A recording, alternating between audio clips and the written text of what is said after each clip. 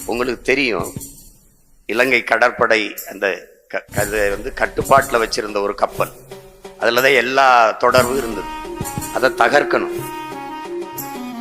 அப்ப அங்கே இருக்க நீ அதுக்கு உடல்நிலை சரியில்லை. அதான் கரும்புலியில தேர்வு பண்ணிட்டாங்க. அது உடல்நிலை சரியில்லை, காய்ச்சல்னு சொல்லிட்டா அண்ணன் நம்மளை விட்டுட்டு வேற ஆள அந்த வாய்ப்பை கொடுத்துருவாரோன்னு பாருங்க. ஒரு பெண்மகளை பாருங்க, இந்த வாய்ப்பை மண்ணின் விடுதலைக்காக மரணிக்க எவ்வளவு போட்டின்னு பாருங்க.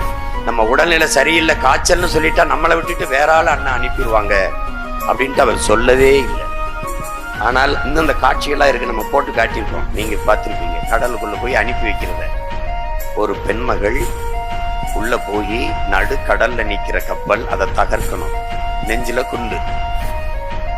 30 கிலோமீட்டரை 13 மணி நேரம் ஒரே மகள் அந்த குளிருக்குள்ள நீஞ்சி போய் எவ்வளவு மனத்திடம் இருந்திருக்கணும் பாருங்க, மன துணிவு இருந்திருக்கணும் பாருங்க. குளிர்ல நீங்கி போய் ஒரு மகள் சரியாக அந்த இரவு முடிந்த அடுத்த நாள் தொடங்குற 12 மணிக்கு உள்ள போய் வச்சு வெடிச்சு தகர்த்துட்டா கப்பலை.